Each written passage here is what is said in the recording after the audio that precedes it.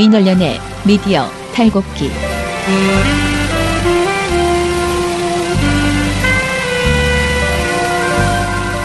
민원련의 미디어 탈곡기 192화를 시작하겠습니다. 예, 안녕하세요. 저는 민원련 사무처장 김원경입니다. 그리고 미디어 탈곡기에서는 이장 역을 맡고 있습니다. 네, 저는 분녀회장 배나은입니다. 네, 청년회장 이봉우입니다.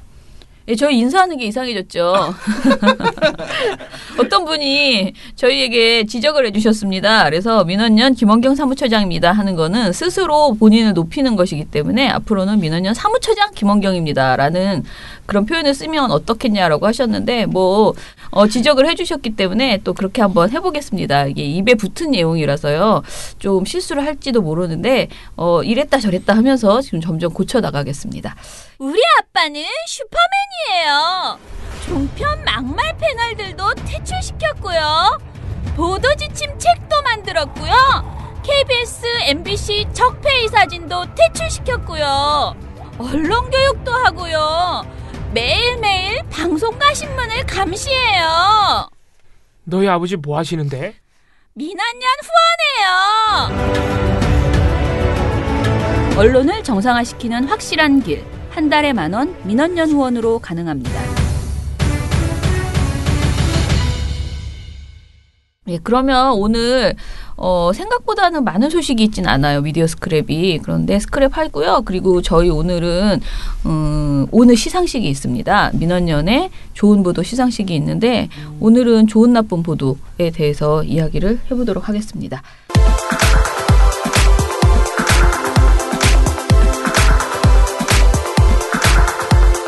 자, 그러면 미디어 스크랩 먼저 KBS 소식이 있는데요. 이봉우 활동가가 전해드리겠습니다.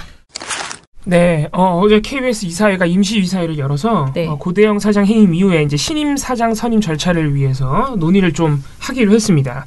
근데 이 자리에서 구 여권이사죠, 현재 야권이사 4명이 이제 항의의 뜻을 표하고 퇴장해 버려가지고 네. 논의를 다음으로 미루기로 했어요. 그래서 이제 KBS 이사회 구성이 원래 6대5였는데 고대영 사장 해임 때 이인우 이사장이 물러났죠. 이사직까지 완전히 물러났어요. 그래서 6대4인 상황인데 차기환, 조우석, 이원일, 변석찬 이름만 들어도 화려한 분들 이분들이 어제 일괄 퇴장을 하신 겁니다. 이분들이 퇴장하시면서 이런 말을 했대요. 사장 해임 절차가 이인우 이사장의 상중이었음에도 속전속결로 진행됐다. 공영방송 사장 해임을 둘러싼 일련의 과정들은 언론 자유 침해 선례로 남을 것을 확신한다. 해임 제청 사유가 별로 받아들이기가 어렵다. 이런 말을 하고 퇴장했습니다.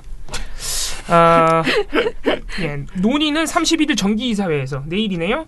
다시 이루어질 것으로 일단은 KBS 이사회가 밝혀놓은 상태입니다. 이거는 저희가 어제 이사회가 있어서 그냥 말씀을 드린 거고 이것보다는 지금 더 사실 요새 좀 주목을 받는 거는 KBS 사태와 관련해서 안철수 국민의당 대표입니다. 왜냐하면은 1월 22일 날 KBS 이사회가 KBS 고대영 사장, 이제 전 사장이 됐는데 고대영 사장의 해임을 결정했단 말이에요. 그로부터 나흘 뒤인 1월 26일 날 안철수 대표가 무려 최고위원회에서 문재인 대통령은 지난 23일 KBS 이사회가 고대영 사장 해임 제청안을 올리자 하루 만에 결재했습니다. 기존 KBS 이사회를 통해 사장 해임을 단행한 것은 지극히 유감입니다. 여권 편향 방송들이 차고 넘치는데 또 하나의 공영방송 경영진을 자기 사람으로 심겠다고 나선 겁니다.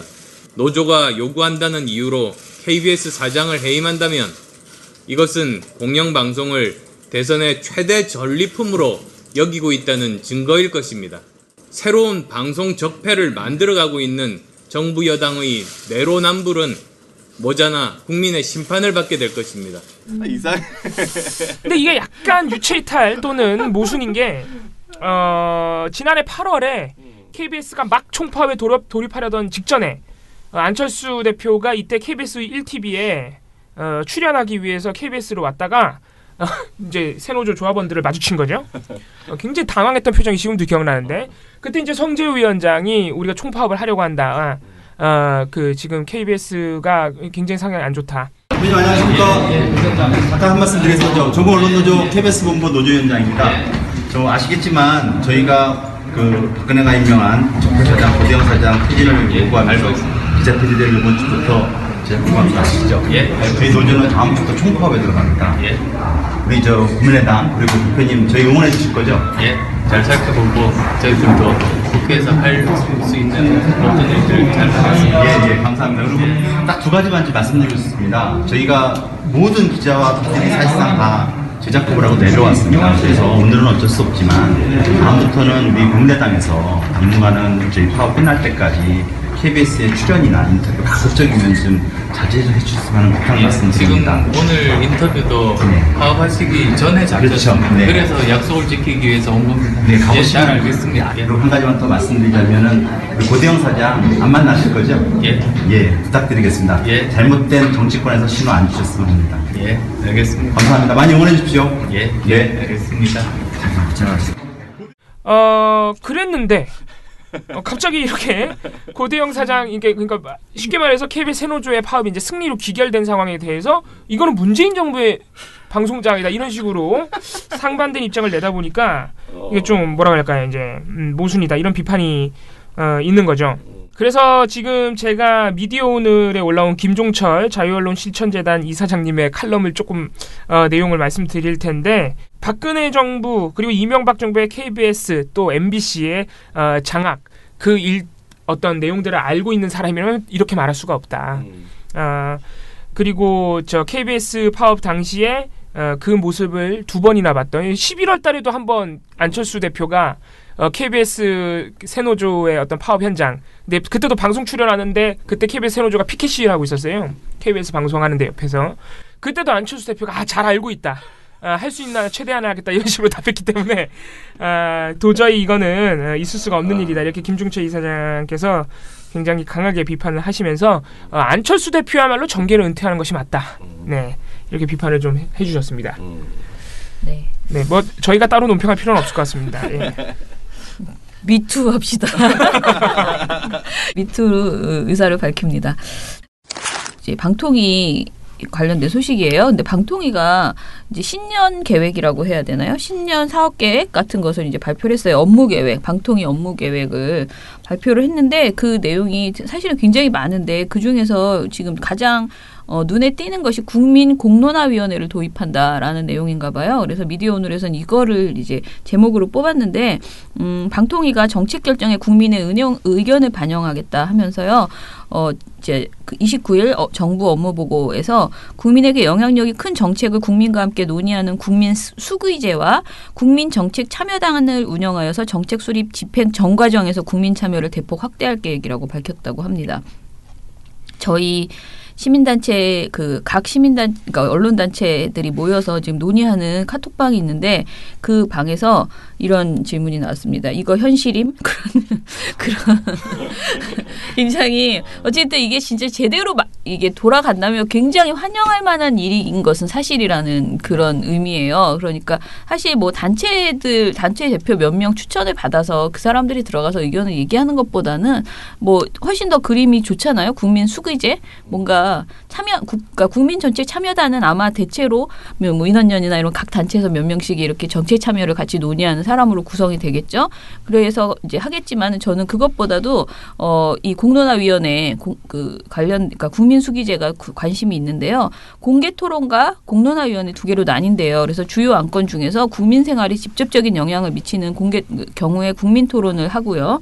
그리고 신고리 원전 공론화위원회처럼 국민 대표단을 선출해서 정책을 결정하게 된다고 합니다. 제가 어제 다른 데서도 들은 얘기가 신고리 원전 공론화위원회는 거의 한 500명의 국민 대표단을 그때 선출했던 건데 그렇게까지 안 하고 한 100명, 뭐 120명 이렇게 그렇게 사이즈로 하는 것이 돈은 좀 들지만 여론조사 기관에서 충분히 이렇게 잘 뽑아줄 수 있고요. 그리고 한 달 정도 걸린대요. 그런데 이 150명 정도 사이즈로 해서 의견을 물어서 이게 충분히 정보를 주고 그러니까 여러 가지 정보를 충분히 주고 이렇게 하는 것은 가능하다. 그런 얘기를 이제 들었어요. 그래서 이게 이제 그냥 하는 소리가 아니고 되게 많이 디테일하게 실제 가능하다라는 것을 검증한 상태에서 하는 말로 들리더라고요.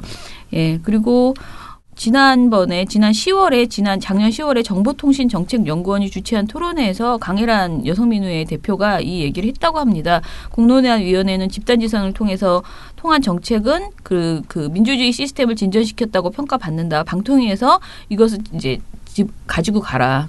공론화위원회와 같은 그런 전례를 활용해라라고 얘기를 했었다고 하는데요.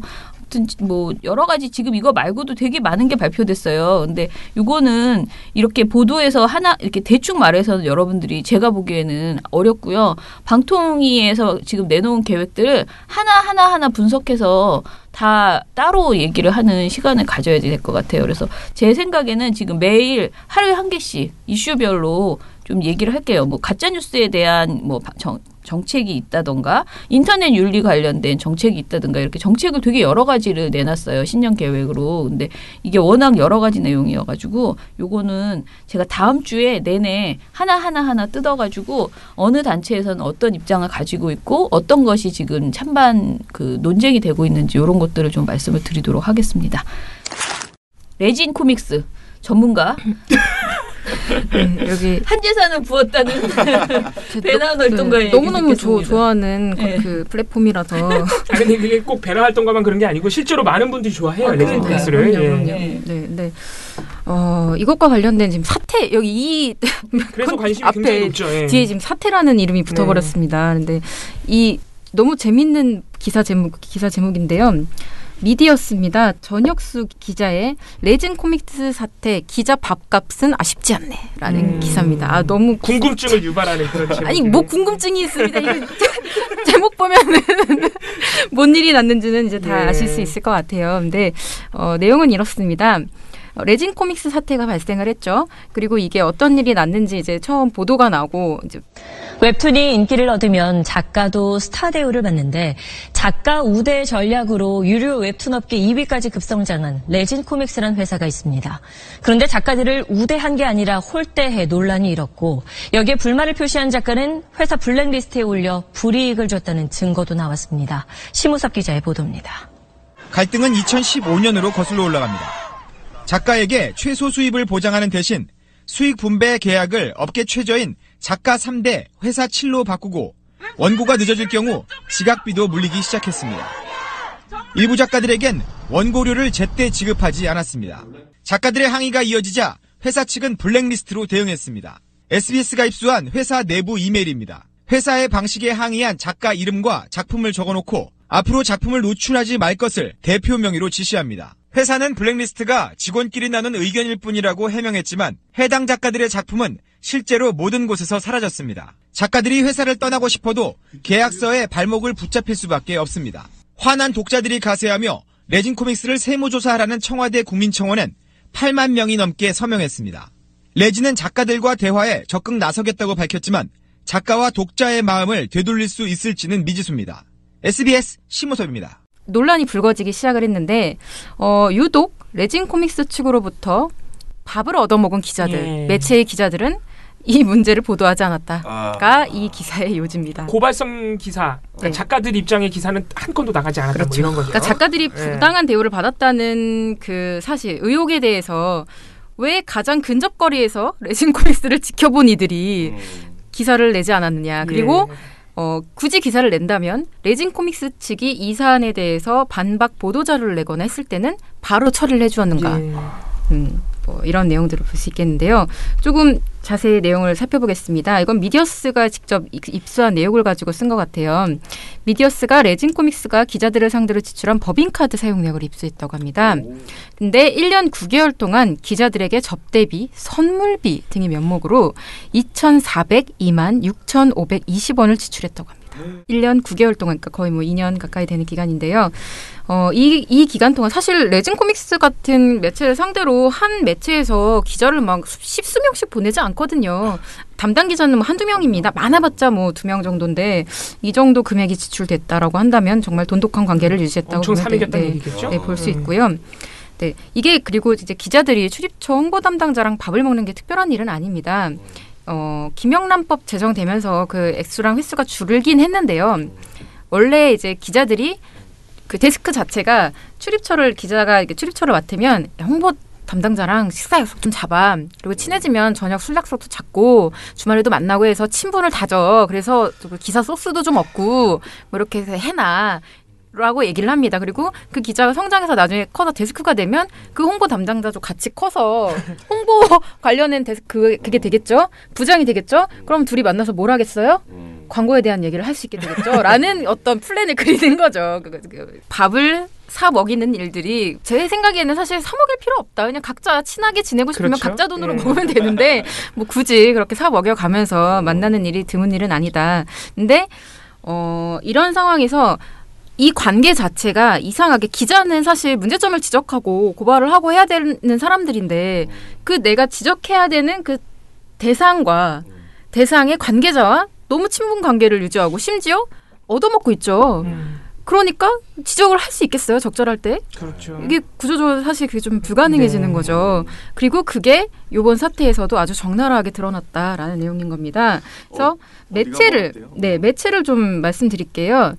홍보 담당자와 수차례 식사를 하고 단 한 건도 고발 기사를 작성하지 않은 매체들입니다. IT조선, 게임포커스, 글로벌 이코노믹, 뉴시스, 동아일보, 매일경제, 머니투데이, 미디어펜, 브레이크뉴스, 블로터, 이코노믹 리뷰, 전자신문, 조선비즈, 한국경제, 안 받은 회사 어디야? 한국경제 게임톡, 현재경제신문? 현대경제신문의 오타인 것 같습니다. 예, 현대경제신문. 네, 이렇게 가나다 순으로 큰 데가 다 들어가 있네. 그래도 조선동화 다 들어가 있고, 네, 조선동화 다 들어 있고, 매일경제, 머니투데이 들어 있고요, 뉴시스 들어 있고요. 뉴시스 제가 볼 때 가장 눈에 띄는 건 미디어펜이고요. 네, 왜 만났는지 잘 모르겠다는 생각이 좀 들고요. 네. 블로터 전자신문도 상당히 이쪽 계열에서는 큰 신문이거든요. 어쩐지 보도가 안 나온다 싶었어요. 네, 그리고 또 눈에 띄는 곳 같은 경우는 전자신문 인터넷과 현대경제신문 같은 경우는 편집국장이 직접 홍보 담당자를 만났다고 하는데요. 이 경우에는 광고 논의를 했을 것이다. 네, 단순히 이제 친하게 지낸 경우가 그렇죠. 아니라. 고위급이 만났으니까. 네, 그리고요.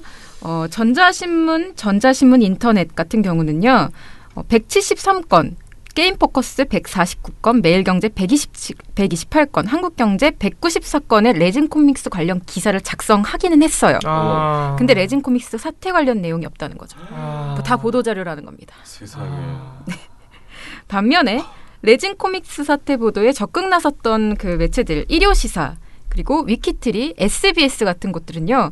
홍보 담당자 법인카드 사용 내역에서 찾아볼 수 없습니다. 밥을 안 얻어먹은 겁니다. 그렇죠. 안 얻어먹었거나 아니면은 안 사줬거나 뭐. 야, 이거 너무 진짜 너무한다. 네.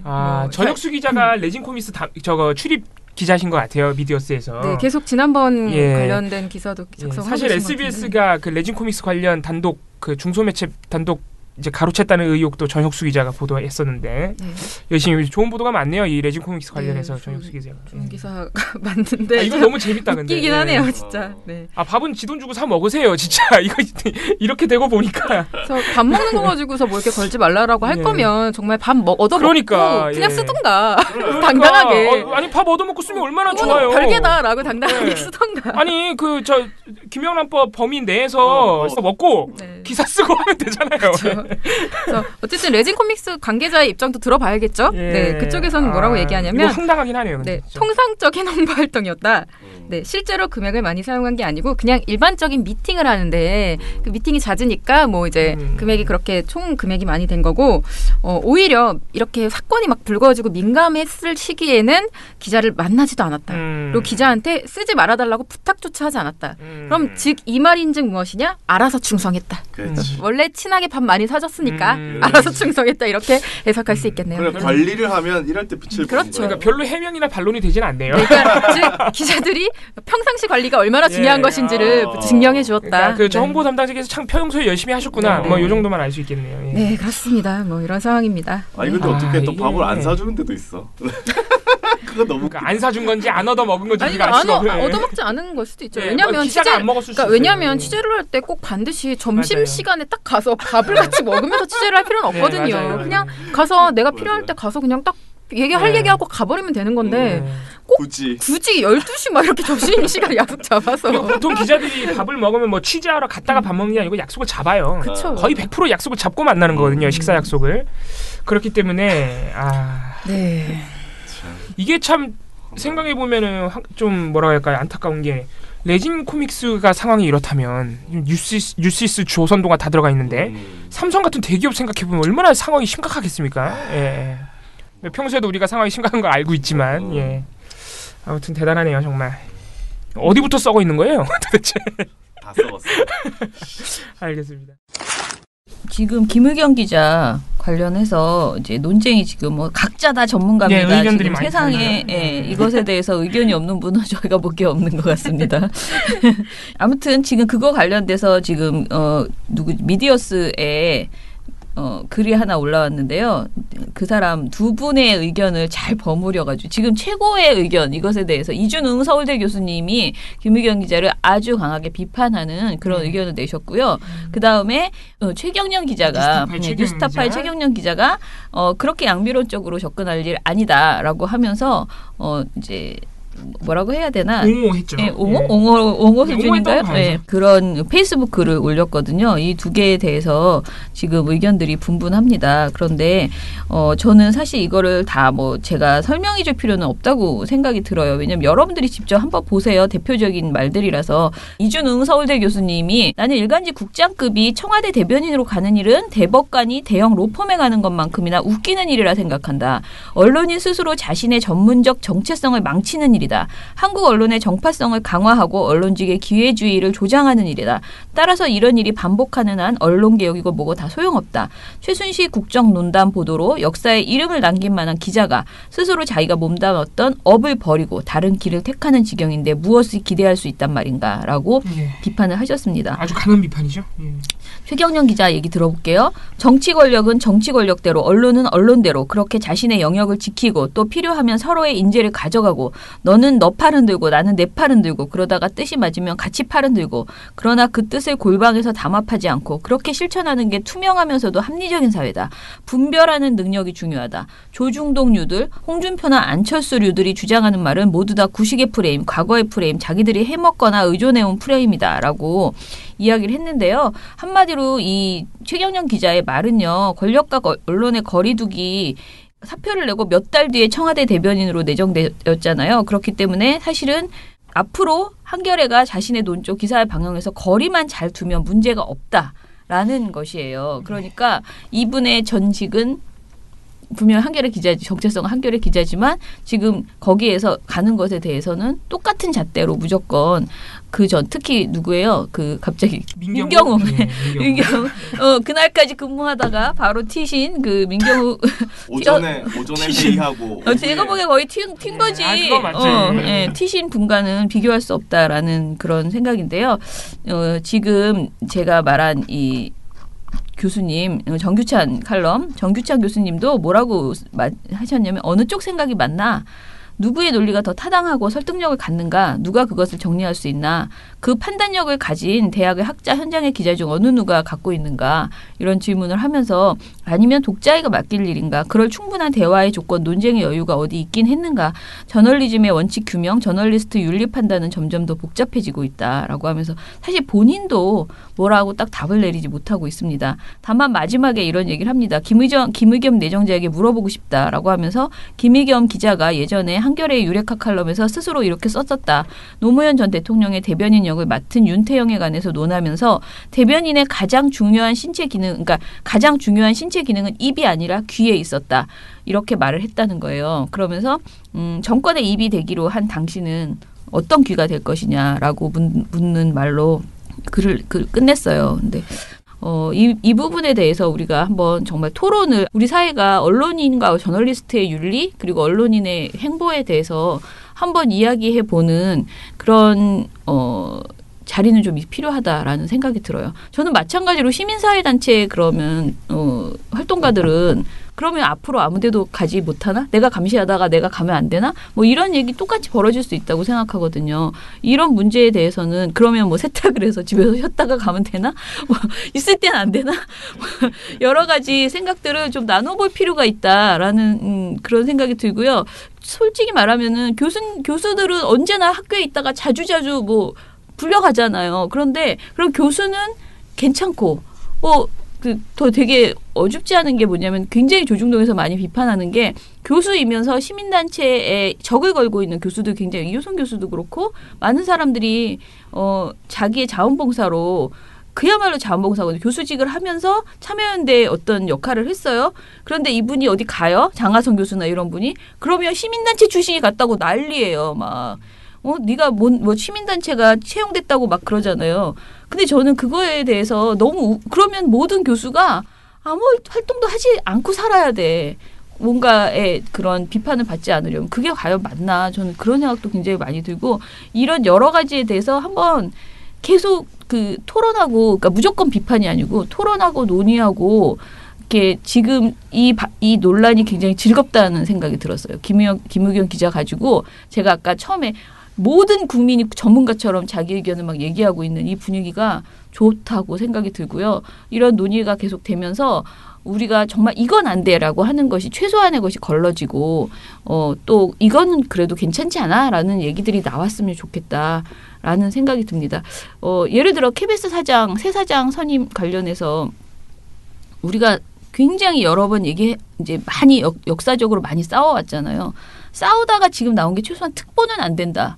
라는 게 이제 정해진 거예요. 그것도 사실은 원칙이 없었어요. 아무도 그런 것이 없었는데 자꾸 특보를 내려보내니까 대통령 후보의 특보, 언론 특보 이런 사람들은 이제는 사장으로 들어오면 안 돼. 최소한. 뭐 이런 것들이 정해진 것처럼 지금의 이 논란 속에서 이런 논의들이 계속 쌓여가면서 최소한 뭐 어떻게 해서는 안 된다라는 것들이 좀 틀이 잡히지 않을까. 이것이 법이 아니고 그냥 국민정서법으로 그런 것들이 좀 생겨나지 않을까. 그런 생각이 듭니다.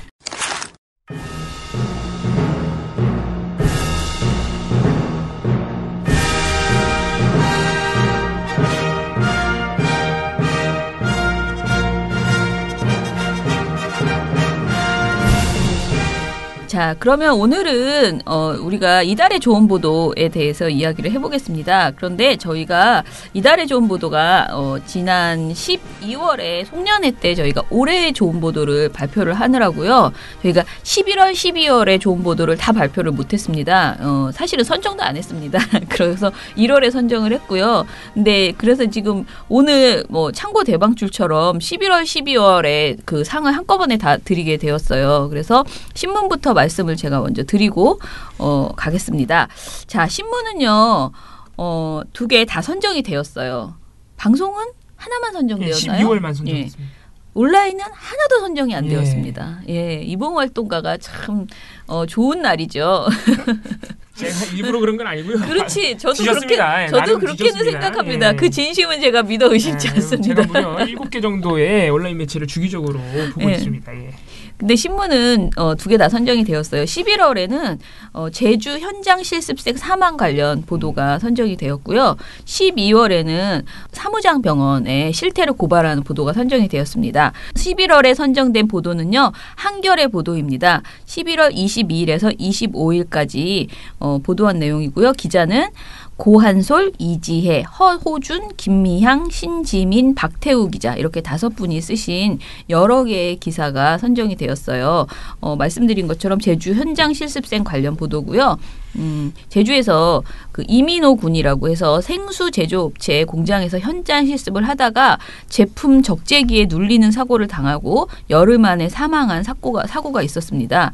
그런데 사고 당시에 현장의 안전을 책임지는 직원도 한 명도 없었고 이 군이 장시간 노동한 정황이 드러났었죠. 그러면서 이것은 개인의 단순한 사고가 아니다. 이것은 한마디로 현장 실습 제도의 구조적인 문제였고 그 문제 속에서 발생한 사회적 사고다라고 이제 한 거죠. 근데 이 내용을 적절하게 한겨레가 빨리 캐치를 하고 관련된 후속 보도를 내줬습니다. 다른 보수 언론들은 이 사고에 침묵을 하고 있었거든요. 이 군이 발생한 20일부터 정부가 대책을 발표한 25일까지 조중동은 현장 실습생 이 사건에 대해서 전혀 보도를 하지 않았고요. 한겨레는 같은 기간에 사설 한 건을 포함해서 총 14건을 보도를 했습니다. 그러니까 굉장히 충실하게 보도를 했다라고 할 수 있고요. 그리고 22일부터 25일까지는 특히 일면에서 이 사건을 다루면서 이 사건이 굉장히 중요한 문제다라는 점을 앞으로 이렇게 부각을 시켰습니다. 한겨레의 보도는요. 보도 내용도 그러니까 보도량도 일단 굉장히 좋았고요. 보도 내용에서도 굉장히 여러 가지 문제점을 지적을 했는데요. 먼저 10대 현장 실습생들 잔혹사, 기업, 정부, 학교가 키웠다라는 제목의 보도를 보면요. 실습생을 교육 대상이 아닌 값싼 노동자로 여겨온 정부와 기업, 학교의 책임이 적지 않다. 저임금의 위험한 일자리를 10대로 채우려는 기업과 취업률로 학교를 평가해오는 정부 그리고 취업률 높이기에 매달린 학교의 이 트라이앵글 구조가 실습생을 위험으로 내몬 것이다 라고 설명을 했습니다. 그리고 얼마나 이분들이 학생들이 그 장시간 노동을 하고 있는지에 대해서도 별도의 보도에서 지적을 했는데요. 이민호 군은 현장 실습생이라기보다는 과중한 업무에 시달리는 장기간 노동자에 가까웠다라고 하면서 안전한 상태에서 교육을 받아야 되는 학생이지만 기계 하나를 홀로 전담하는 등 다른 직원들과 동등한 상황에서 노동을 했다. 그리고 사망사고 전에도 2차례 낙상사고를 겪었고 갈비뼈를 다쳐서 응급실에 실려가기도 했다. 안전사고의 징후가 드러났었지만 기업은 복귀를 독촉했고 학교는 사태를 전혀 파악하지 못하고 있었다. 이런 일들도 알아내서 보도를 했습니다. 그리고 현장 실습 제도가 노동의 극한으로 몰린 이유에는 정부의 역할이 분명히 있다. 뒤에서 정부에서 이것을 방치하고 어떻게 보면 자본에게만 힘을 실어주는 그런 상황이 있었다. 방관했다. 취업률이라는 취업률 높이는 그 수치를 높이기 위해서 방관했다. 이 점을 지적을 했습니다. 그래서 또 다른 기사 인권 팽개쳐진 현장 실습 뒤엔 MB 박근혜 취업률 성과주의라는 제목의 보도에서요. 그동안의 정부의 현장 실습 제도가 어떻게 변화됐는지를 쭉 살폈습니다. 그래서 이 제도가 본격적으로 시작된 때가 1973년 박정희 정부였다고 얘기를 하고요. 실업계고 학생들의 현장 실습은 점차 열악한 산업 현장에 값싼 노동력을 공급하는 수단으로 변질되기 시작했다라고 하면서 이 관련된 내용들을 쭉 지적을 했어요. 그러니까 이명박 정부가 들어선 뒤에 상황이 급변돼서 그러니까 그 이전에는 참여정부 때는 이걸 다시 교육으로 복원시키려고 무지하게 노력을 했다. 그래서 실제로 좀 이루어졌었다. 그런데 이명박 정부가 들어서면서 완전히 상황이 급변해서 2009년 실업계고를 특성화고로 전환시키면서 2011년 25%, 12년에 37%, 2013년에 60% 취업률 목표치를 제시를 했고요. 그 목표치를 제시하니까 거기에 따라서 막 이게 뭐라 그러지 강제로 막 되면서 이 목표에 도달하지 못한 학교는 통폐합시키겠다고 이명박 정부가 밝혀서 이 상황이 이렇게까지 변질되었다. 라는 이야기를 합니다. 그래서 한겨레는 문제는 이런 조기 취업 정책이 질 낮은 취업으로 이어졌다라고 하면서 취업률 성과주의가 갖는 문제점을 지적을 했습니다. 한겨레의 이런 보도 이후에 정부는 근본적인 대책을 마련하겠다라고 약속을 한 상태이고요. 우선 조기 취업 형태의 그 현장 실습을 폐기를 했습니다. 폐기하겠다고 발표를 했어요. 그러나 이것만 폐기한다고 되는 문제가 아니고 폐기 그 자체를 요구한 게 아니고 그러니까 안 나가게 하는 게 아니고 배우긴 배워야 된다. 현장 실습은 해야 되는데 그 과정에서 교육적 차원의 접근이 있어야 된다라고 해야 되는데 이게 그러니까 폐기를 요구한 건 아니라는 점에서는 이 정부 조치가 오히려 반대하는 의견들도 분명히 있더라고요. 약간 논란이 있어요. 네, 그래서 정부 입장은 원점 재검토를 하겠다는 입장이고, 네. 일단 폐기를 선언했습니다. 네, 아무튼 한겨레가 지적한 취업률 성과주의가 사라지지 않는 한 다른 형태의 노동 차치가 부활할 수 있다는 그런 우려는 여전히 존재하는 것이고요. 그리고 구조적인 문제 속에서 더 이상 끔찍한 상황이 발생하지 않도록 한겨레 보도가 이런 점들을 굉장히 차근차근하게 잘 짚어줬다라는 점에서 이달의 신문 보도로 선정을 했습니다. 항상 느끼는 거지만 좋은 보도들을 보면 정말 국민들이 정말 이걸 알았으면 좋겠다. 진짜 되게 심각한 상황이고 그것에 대해서 참 잘 접근했잖아요. 근데 이 내용들이 이 현장 실습생 당사자나 또는 교육 당사자들은 좀 알고 있지만은 국민들은 좀 잘 모르시는 내용들이거든요. 그래서 참 좋았다라는 생각이 들었습니다. 아무튼 11월에 이달의 좋은 보도였습니다.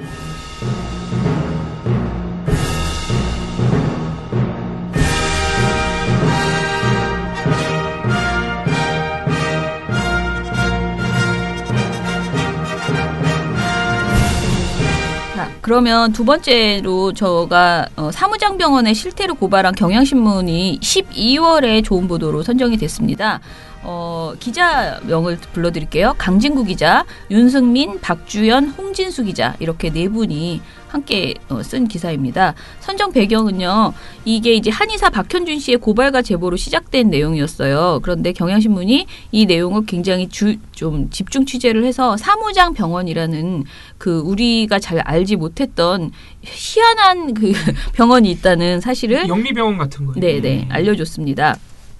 그래서 이곳에 대해서 의료적폐 일종의 의료적폐거든요. 이게 이 상황을 잘 알려준 것에 대해서 우리가 이제 좋게 평가를 했습니다. 기획 보도였습니다. 네네 기획 시리즈. 네네. 자 일단은 한의사가 된 박현준 씨의 고발이었다고 했잖아요. 사무장 병원은요 투자 수익을 목적으로 의사와 한의사를 고용하거나 이들의 면허를 빌려서 운영하는 병원이라고 합니다. 그러면 실제로 병원은 누가 하느냐? 면허만 빌리 사람을 데리고 와서 고용을 해야 되는데 그게 아니고 면허만 빌려서 운영하는 병원이라고 합니다. 의료법상 개인은 의사, 치과의사, 한의사가 아니면 의료기관을 설립할 수 없는데 그들의 명의로 그 병원을 개설한 다음에 행정원장, 원무부장이라는 직함으로 병원 운영 및 수입 배분에 관여하는 병원들을 사무장 병원이라고 이렇게 부른다고 합니다. CEO 같은 사람들. 네, 사무장 병원은 그 자체로도 불법이지만 문제는 그 속에 내포한 그 구조적 문제 속에서 자본이 생명을 담보로 그 의료 서비스를 굉장히 막 허술하게 하게 되는 그런 문제가 이제 있다는 점이죠. 박 씨가 고발한 그 상황을 좀 얘기를 들어보면요, 일단은 과잉 진료는 당연한 것이고요. 당연히 돈 벌어야 되니까 해야 되겠죠. 약물 치료로는 효과가 없는 치매 환자에게 고가의 보약을 처방하고, 왜냐하면 이게 한의원도 같이 고용돼 있잖아요. 처방하고 보험사 청구를 통해서 나이롱 환자를 굉장히 많이 만들어내는 그런 경우도 있다고 합니다. 경향신문에 나는 왜 한의사를 그만두려 했나 12월 18일 기자를 보면요. 그 박 씨가 이렇게 말합니다. 환자를 제대로 보려면 현재 상태를 묻고 얘기한 것을 기록하고 혈자리를 판단하고 치료 계획을 세워야 하는데 이런 걸 다 하려면 한 사람당 20분 정도가 걸린다. 하지만 사무장이 장악하는 병원에선 이게 불가능하다. 최소한 70명 정도는 진료를 해야 되고 물론 환자의 얘기는 듣는 둥 마는 둥 하고 어제 놓은 자리에 침 67개 꽂고 이동하면 환자 한 명당 1분이면 끝난다고 합니다. 하지만 그건 의료인으로 할 짓이 아니었다라고 본인이 이제 한탄을 했습니다. 그리고 사무장 병원 그 서류상에만 존재하는 가짜 환자, 그러니까 나이롱 환자들도 많다라는 것인데요. 박 씨가 일하던 남양주 병원은 서류상으로는 거의 빈 병상이 없어야 되는데 항상 병실에는 빈 자리가 많을 수밖에 없었다. 가짜 환자들이 숙식과 술, 담배 제공 조건으로 병원에 입원해 있었다. 심지어는 보건소나 건강보험공단에서 실사가 나오면 병원들끼리 환자를 트레이드를 한다고 합니다. 그래서 트레이드를 감행한다고 하고요. 가짜 환자가 대놓고 의료인에게 보험 사기극을 도와달라고 하기도 하고요. 병원은 내 덕분에 돈을 버는 것 아니냐라는 인식이 깔려있지 않으면 가능하지 않은 일이다라고 얘기를 했습니다. 실제로 사무장 병원 입장에서는 가짜 환자는 신고 대상이 아니라 급여 수익을 올려주는 귀중한 동업자다라고 이 박 씨가 이 이야기도 했습니다. 사무장 병원의 문제는 또 하나 있는데요. 그 가장 큰 문제가 병원에서 환자를 제대로 진료할 사람이 없다. 제일 무서운 일 아니에요? 의사가 없다는 거죠. 의사는 고작 4명. 그나마 실제로 환자를 진료할 수 있는 사람은 박 씨와 30대 가정의학과 기역 과장뿐이었는데, 그러니까 굉장히 큰 병원이었는데 이랬다. 재활의학과 출신 병원장은 진료는 주로 다른 의사들에게 미루고 외래 환자가 오면 잠시 안수기도를 하거나 병원에서 예배 보는 일에 몰두했다. 이게 뭔 소리인지 모르겠어요. 예배를 하는 거야, 자기 병원에서? 그러니까 깜짝이야. 비뇨기과 의사는 더 웃겨. 비뇨기과 의사는 80세가 넘어서 보청기를 껴도 일상적인 대화가 불가능한 수준이었다.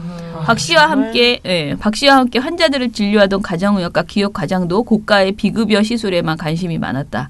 게다가 사무장의 아내가 병원의 이사라는 이유로 의사들의 진료에 개입했고 진료부를 독점 관리했으며 항정신성 의약품이 약사 없이 무단으로 사용됐다.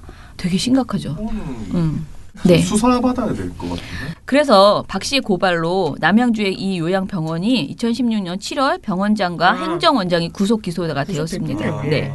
그러나 해당 병원은 여전히 불법 현장이다라고 하면서 원장은 부재 중, 실장은 환자 유치 분주. 지금 구속이 됐는데도 병원 업무를 하고 있는 거예요, 지금 영업을?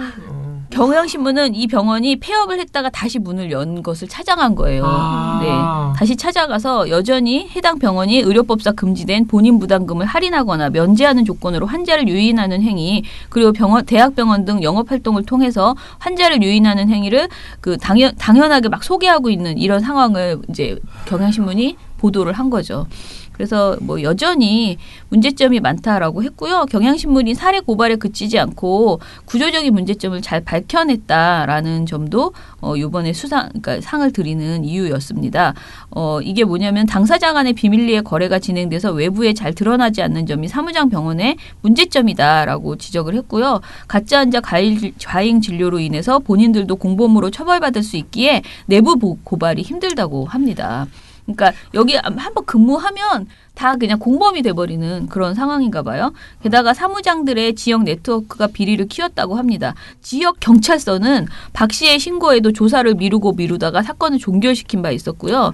전임자가 갑자기 발령이 났고 후임자는 결국 전임 근무지에서 사무장 병원 수사 무마 부탁과 함께 4천만 원의 뇌물을 받은 혐의로 구속되기도 했다고 합니다. 경찰도 끼어 있어요. 난리네 아주 그냥.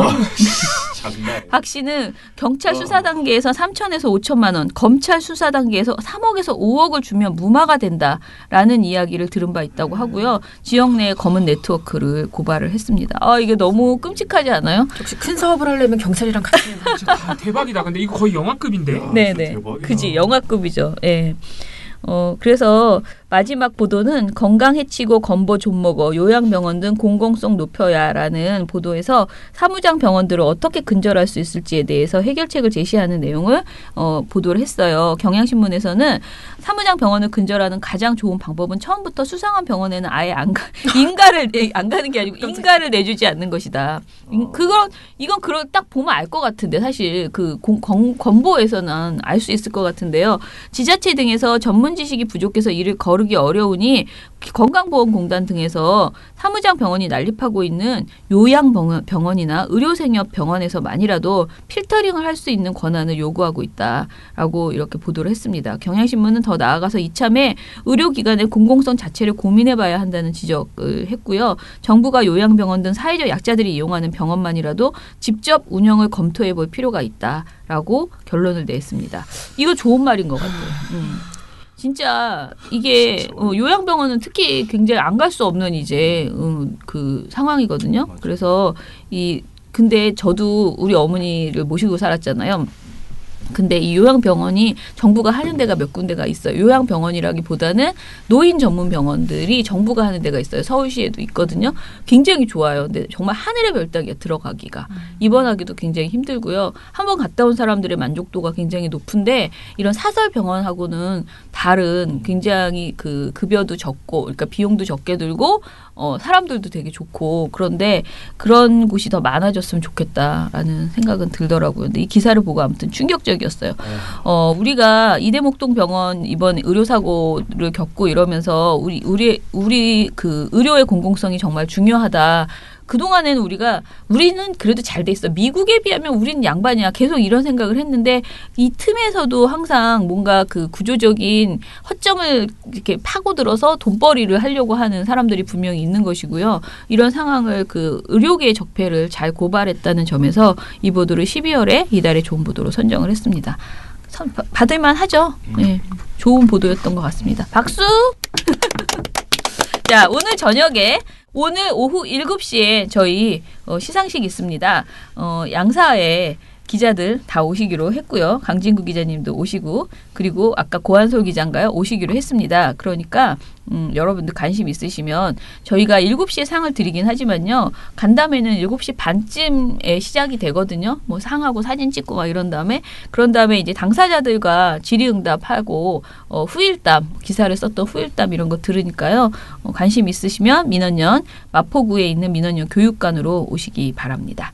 네, 제가 오늘 일정이 또 있어가지고요. 여기까지만 방송을 하고요. 저는 갈 테니 여러분들이 좋은 방송 이야기하시고 그 다음에 민원연의 대댓글 잘 마무리해 주시기 바랍니다. 그러면 저는 먼저 가겠습니다. 감사합니다.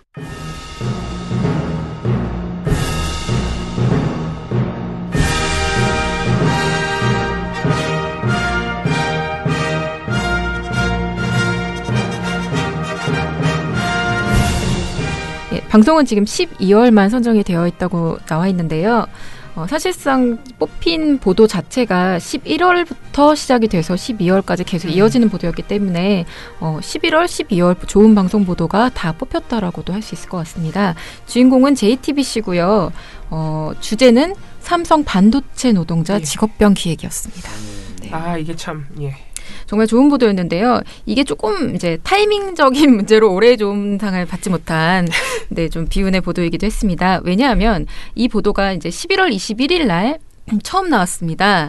어떤 보도로 처음 나왔냐면 삼성전자 작업장 끊이지 않는 직업병 논란이라는 보도로 반올림에서 제보한 국내 주요 기업 반도체 LCD 부문 사망 명단 84명 가운데 삼성전자에 근무를 했던 그 80명이 신원을 추적한 보도예요.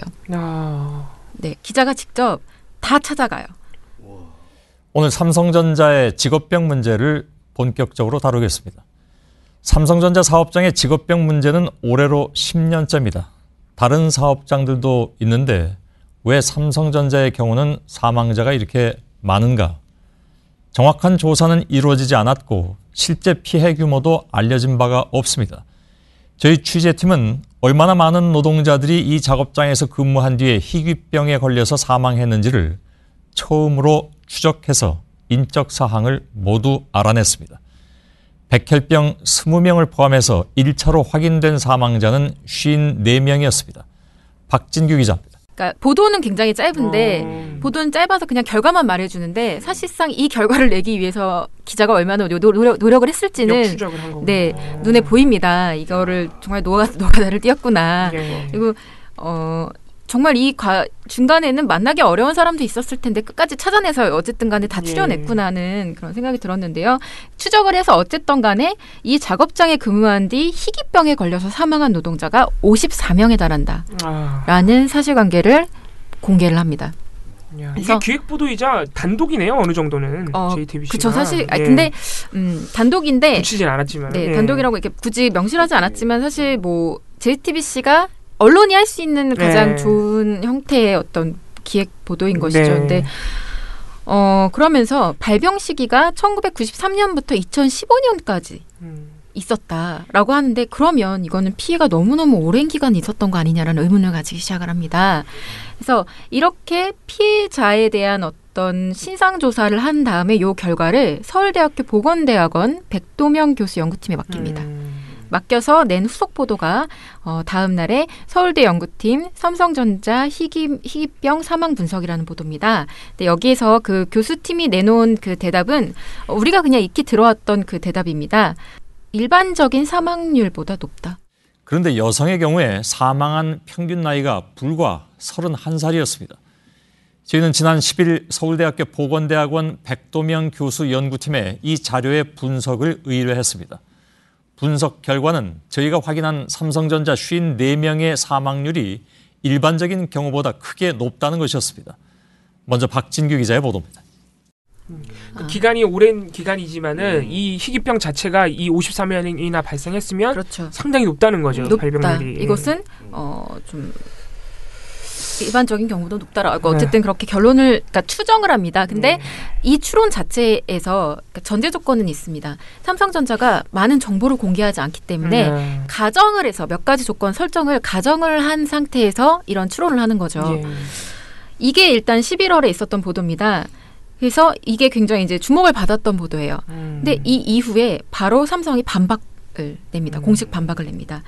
여러 가지 뭐 지적들을 쭉 하는데 주요 내용은 이겁니다. 그 설정한 그 전제 조건 자체가 뭐 부적절하고 그다음에 또 2008년 산업안전보건연구원이 작성한 보고서에 따르면 반도체 업계 노동자들의 암 발병률이 일반인들의 암 발병률보다 낮았는데 오히려 대체 삼성 그 직업병이라는 것들에 대해서 주장하는 그 논리가 무엇이냐. 이거는 설득력이 부족하다. 그러니까 논거가 부족하고 사실 좀 감정적인 지적이라는 내용이라는 것이죠. 근데 여기에 대해서 JTBC가 12월부터 본격적으로 반박 후속 보도를 쏟아내기 시작합니다. 근데 이 보도들이 사실상 정말 좋은 보도들이다. 라는 생각이 저는 좀 들었고요.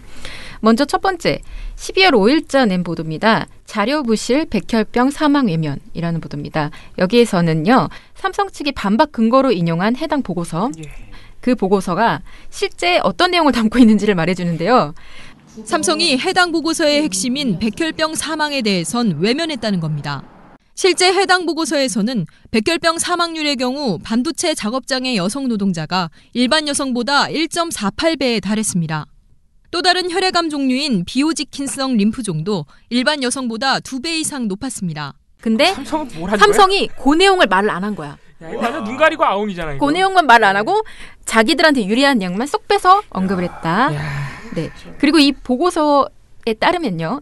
보도에 따르면요. 보고서의 최종 책임자, 즉 당시 보고서를 작성했던 사람들을 만납니다. 만나는데 연구원장이 이렇게 말합니다. 개별 근로자들이 어디에 어떻게 근무했는지 데이터도 아주 충분하지 않았었어요. 사실은. 그런 연구를 제대로 하려면 사실은 사업장의 절대적인 협조가 필요합니다. 이거 뭐죠? 이거 삼성 쓰레기네. 그리고 보고서 작성에 참가했던 한 연구원은 이렇게까지 말합니다. 보고서 작성에 참여했던 또 다른 연구원은 삼성이 보다 투명하게 자료를 제공해 반도체 직업병 논란에 대한 실질적 연구가 이루어져야 할 것이라고 지적했습니다. JTBC 김지아입니다. 얘기를 합니다. 즉 이러고 있구나. 연구를 진행했던 사람들조차 자료가 이렇게까지 제공이 안 되면 대체 뭘 연구하라는 것이냐. 니네가 그렇게 투명하게, 그러니까 당당하면 자료를 제공해라라고 얘기를 하고 있는 것이죠. 이 문제의 본질이 사실 여기 있는 겁니다. 네. 같은 날 또 다른 보도가 있습니다. 혈액암 보상 가장 많았던 삼성, 이 보도인데요. 삼성이 2015년 9월 설립한 보상위원회가 지난 2년 동안 보상을 실시를 합니다. 퇴직자들을 대상으로요. 근데 그 퇴직자가 127명인데 124명에 대한 보상을 실시를 하는데 그 질병 현황을 JTBC가 입수를 합니다. 그래서 그걸 공개를 하는데요. 이 현황이 좀 재밌습니다. 124명 중에 여성이 일단 88명이에요. 그리고 사망자가 39명인데요. 사망률도 굉장히 높군요. 질병이 백혈병, 림프종, 재생불량성 빈혈, 골수 이형성 증후군 등 혈액암이 이상하게 36명으로 가장 많습니다. 그죠? 이게 약간 가족력이 없고 평소 건강하던 사람들이 쉽게 걸리지 않은 병이라고 하죠. 뇌종양도 27명입니다. 그리고 앞서 그 보도들에서 지적을 하는 내용들인데요. 이 질병에 걸리는 사람들의 연령대가요. 여성의 경우에는 20, 30대. 아유 참, 엄청 젊네요 또. 그죠? 아주 특수하죠. 네. 이런 상황들이에요. 그리고 심지어 다발성 경화증 같은 희귀질환, 흑색종 같은 희귀암이 13명에 달합니다. 아니 이걸 보고도 안 이상하게 느낌이 이상한 사람들 아니에요? 이상하죠. 그리고 또 하나 눈에 띄는 게 있습니다. 조정위원회가 애초에 권고했던, 그러니까 이런 사람들한테 어떤 항목에 대해서 보상을 해야 된다라고 권고를 했었냐면 제일 많은 게 유산과 불임이거든요. 이게 가장 좀 흔한 그 어떤 현상이거든요. 그래서 그리고 갑상선암 이런 거 굉장히 흔해서 이런 거에 대해서 보상을 하라고 했는데 이게 보상 대상에서 또 제외가 됩니다. 돈 많이 들어가니까 안 했겠지. 이거 너무 많거든. 뭐 보도 안에서 그렇게 직접적으로 얘기하지는 않는데요.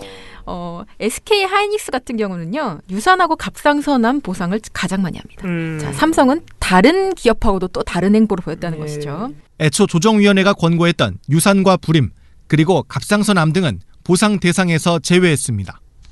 반면 SK하이닉스의 직업병 보상 현황의 경우 유산과 갑상선암 보상이 730여 건으로 가장 많았고 유방암, 위암, 림프종, 백혈병, 뇌종양 순으로 보상자가 많았습니다. 직업병에 대한 보상 대상과 폭을 넓히고 개별 기업뿐 아니라 공적 산재보험을 통해 보상해야 한다는 지적이 나옵니다. JTBC 박진규입니다. 자, 이거 참 황당하네. 이게 지금 삼성이 지들이 직접 보상한 그 퇴직자들 중에 통계가 이렇다는 거면 삼성도 알고 있을 텐데 이걸 보고 아무런 느낌이 안 든다? 이상하다는 느낌이 안 든다? 더 좋은 보도가 계속 있습니다. 12월 14일 보도인데요. 보고서 입수 혈액암 최대 3배라는 보도입니다. 무슨 보고서냐면요. 정부의 반도체 공장 근로자 역학조사 2015년 중간 보고서 내용입니다. 이게 무슨 보고서인지를 일단 얘기를 드려야 될 것 같아요. 다들 아시겠지만 2007년 3월에 삼성전자 기흥 공장에서 일하던 황유비 씨가 백혈병으로 사망을 하죠. 근데 당시 근로복지공단이 유가족들의 산재 신청을 업무와 질병들의 인과관계가 입증되지 않았다는 이유로 거부를 합니다. 그리고 그 해에 반올림이 이제 결성이 되죠. 그 이후에 이제 정부 측에서 뭐 관련된 이제 제보도 들어오고 피해 사실들에 대한 이제 문제 제기가 계속 나오니까 역학조사를 시작을 합니다. 시작을 해요. 여러분들은 했는지 안 했는지 안 했을 수도 있다고 생각하실 수도 있지만 1차 조사를 합니다. 2008년에 이루어져요. 그래서 그게 공개가 되는데 이 조사가 부실 조사 의혹을 받고 있습니다. 네. 그래서 내용 자체가 일단 너무 좀 그러니까 업체들이 영업비밀이라는 이유로 자료 제출을 제대로 안 했는데 집요하게 그걸 받아내지 않고 안 냈어? 그럼 그냥 안 낸 거대로 할게 이러면서 그냥 그대로 이렇게 해버린 거예요. 그러니까 제대로 조사가 안 됐다는 거죠. 그래서 부실하다는 의혹이 계속 제기되고 있는 상황인데 그 보고서를 삼성은 아직까지도 인용을 하고 있는 거죠.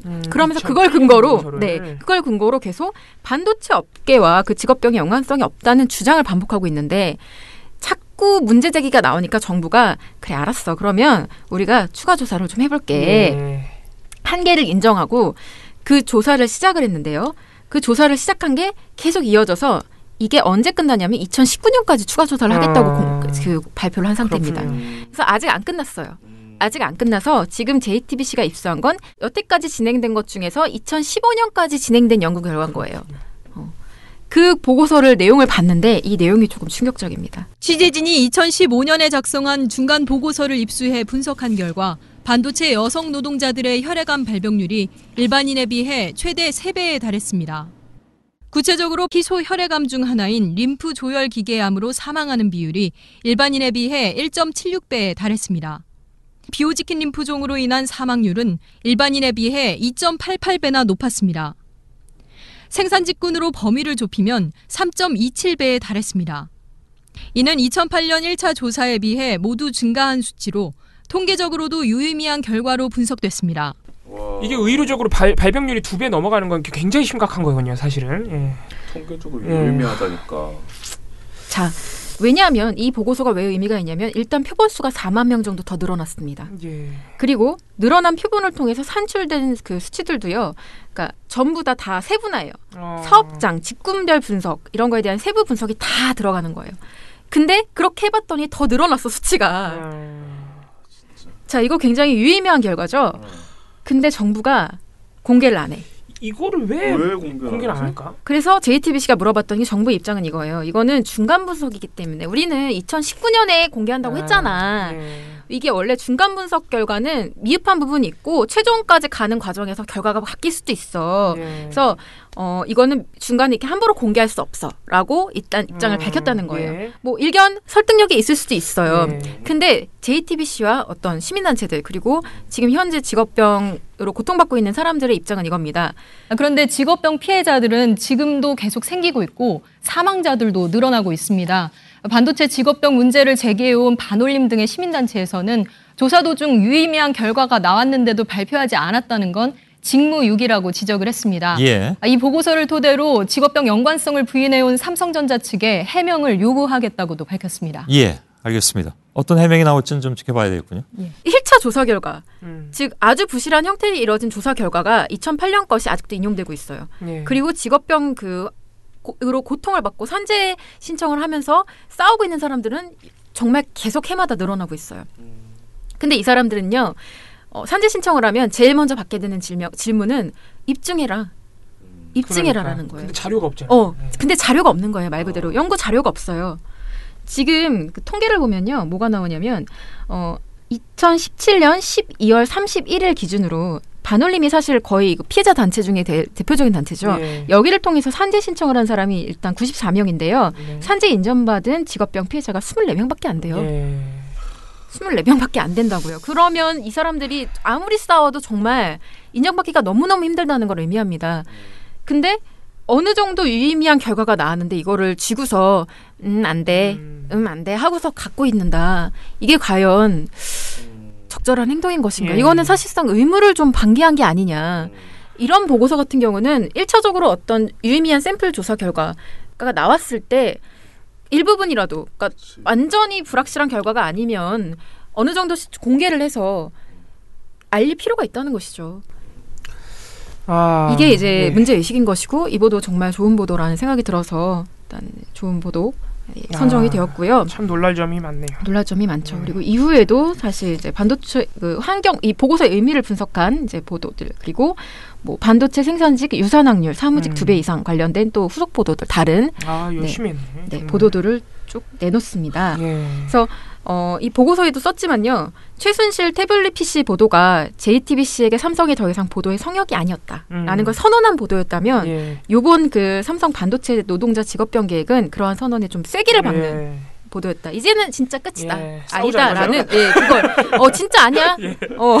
그거 우연히 얻어 걸려서 비가이템이어서 우리 그때 보도했던 거 아니야. 그러니까 이건 진짜 아무도 보도 안 하거든요. 그러니까. 이거는 우린 정말 끝이야라고 얘기하는 그런 아주 의식적인 보도였다는 생각이 좀 들었고요. 그래서 저는 그런 생각도 좀 들었어요. 그러니까 삼성을 사실 가장 넘기 힘든 벽으로 여기잖아요, 언론이. 근데 우리는 사실 최근에 더 넘기 힘든 벽이 있다는 걸 목도했죠. 방송사들이. 방송사 내부의 적폐는 말을 못하는 거죠. 근데 JTBC가 이제 이거 극복했으니까 다음 단계도 언젠간 극복하지 않을까 하는 기대를 가지고 이번에 이 상을 드린다라고 말씀을 좀 드리고 싶어요. 네. 많은 기대를 자꾸 JTBC에게만 하게 되는데. 네, 저희가 뭐 지난번에는 종교에 대한 성역을 허물라고 막 얘기를 하고 하는데 그만큼 잘하니까. 잘하니까 그거 먼저 선도적인 모습을 보여주니까 기대를 또 하게 되는 것 같아요. 왜냐하면 저희가 참 이 방송사 갑질에 대해서 여러 번 말씀드렸는데 사실 JTBC 포함해서 모든 방송사가 보도를 안 하고 있어요. 그래가지고 JTBC에도 그런 기대와 어느 정도의 책임 의식을 좀 기대하는 것 아닐까 이렇게 느껴지는데 이 보도는 근데 정말 좋네. 이거 반올림하고 아마 협업이 많이 됐을 겁니다. 네, 첫 번째 그 11월 보도 같은 경우는요. 애초에 첫 그 자료, 그러니까 그 리스트를 받을 때 첫 자료를 반올림 측에서 받은 거라고 하더라고요. 중간중간에 통계 자료 같은 경우에도 반올림이 발표를 해봐야 정말 아무도 보도 안 해주는데. 아무튼 반올림이 가장 안타까워하는 것이 보도가 안 돼요. 정말 보도 안 해줘요. 그러니까 차라리 그리고 보도를 안 하면 괜찮은데 안 하는 게... 삼성 입장은 또 득달같이 보도를 해요. 아주 뭐 이번에도 그 삼성 즉 반박이 나왔을 때도 어마어마하게 그걸 받아 써주더라고요. 네, 아주 득달같이. 삼성이 보도자를 뿌리거든요. 그러니까 저희가 이제 중간중간에 사실 반올림 관련해서 모니터 보고서를 중간중간에 아마 1년에 한두 번은 꼭 내는 것 같아요. 근데 그때도 사실 저희 힘이 붙이잖아요. 우리가 그렇게 보고서 내봐야 뭐 얼마나 보도가 됩니까? 근데 이렇게 가끔 JTBC가 해줄 때마다 참 반가웠는데 이번에는 거의 마음 먹고 한 것 같아요. 그죠? 그러니까 이번에 또 반올림 10주년이었죠. 맞아요. 연말에 작년 연말에 맞아요. 그래서 그것 때문에 사실 저도 이제 이번에 사실 그러니까 10주년이라는 거 외에 다른 이제 그게 없었음에도 보고서를 쓰기도 했었는데 그걸 쓰면서도 약간 절망감을 느꼈었어요. 내가 보고서 써도 이것조차 내가 직접 오마이에 올리는 그거 외에는 또 보도가 안 될 텐데 이거 진짜 답답하다. 근데 당사자들은 또 얼마나 더 답답할까 그런 생각을 했었거든요. 근데 이 기획을 했다는 것 자체가 너무 이제 의미가 깊다는 생각이 반갑습니다. 들었고. 이번에 역시나 세 개의 보도가 다 너무 좋네요. 다 모르던 사실들도 많았고 박수를 쳐줄 만합니다. 특히 정말 우리 이민호군 사건이야 그나마 좀 이번에 상 받은 3개 이슈 중에서 그나마 보도가 좀 된 사안이에요. 이민호군 사건에 대해서는. 네, 한겨레가 그것도 이제 열심히 보도했지만 사무장병원이나 이 반도체 노동자 같은 경우에는 정말 모르던 사실이 많네요. 네, 반도체 노동자 이 건 같은 경우는 예를 들면 모르는 사람은 없어요. 그렇죠. 그러니까 모두가 다 알긴 알아요. 뭔가 이 사건이 있다는 걸 알고.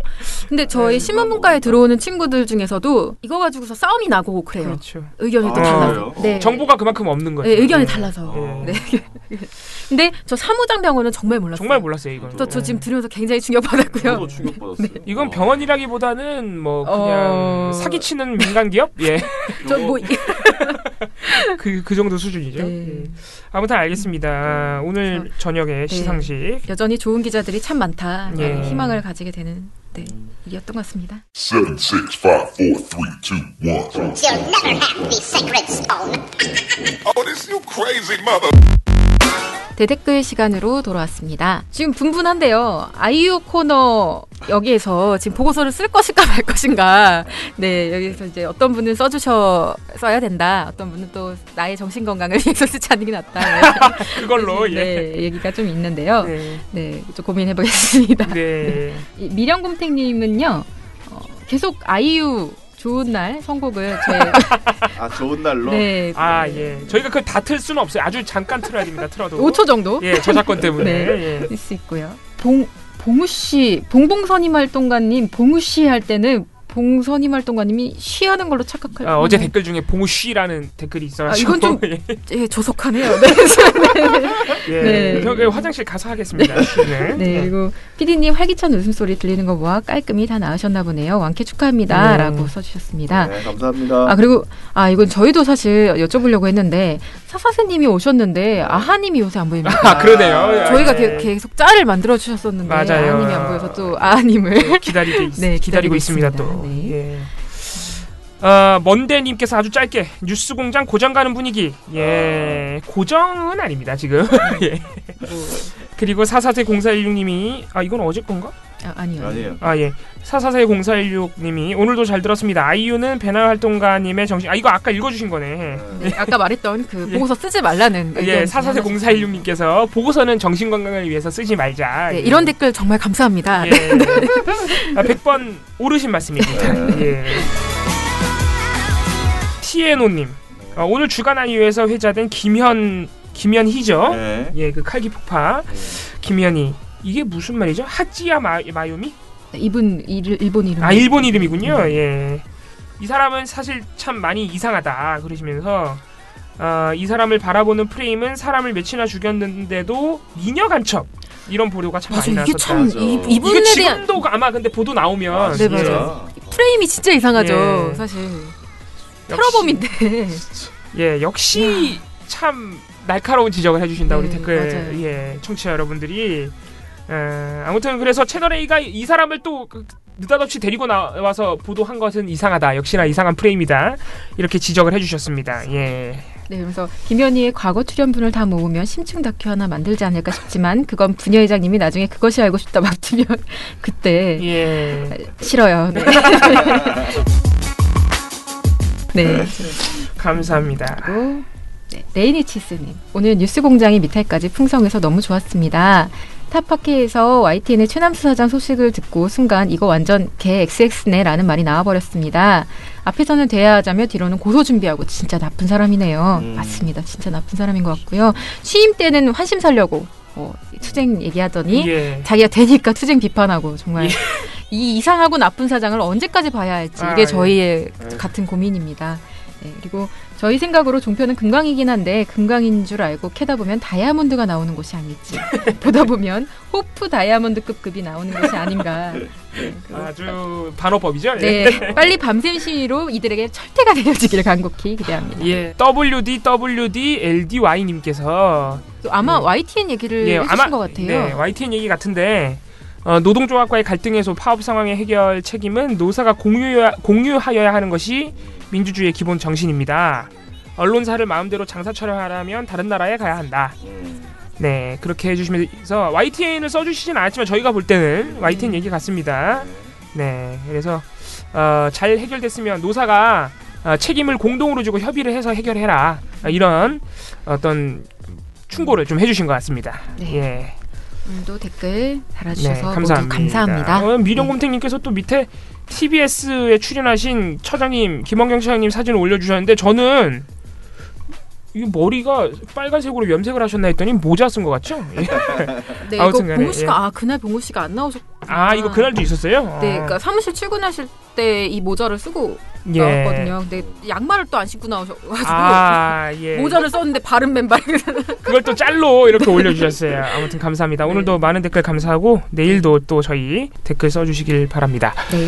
하겠습니다. 오늘은 여기서 줄이겠습니다. 민원연 미디어 탈곡기는 내일도 열심히 털어드리겠습니다. 탈탈탈 안녕.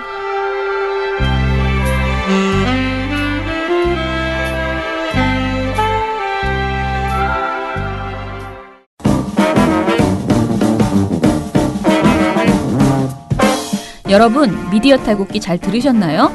민원연은 1984년부터 우리 사회 언론 민주화를 위한 걸음을 우직하게 걷고 있습니다.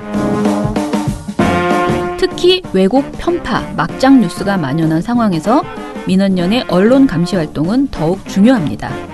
민원연 회원이 되어 저희에게 힘을 주세요. 민원연 홈페이지 ccdm.or.kr에 오셔서 회원가입을 신청하시거나 02-392-0181로 전화 주시면 됩니다. 한 달 10,000원의 회비가 언론을 바꿉니다.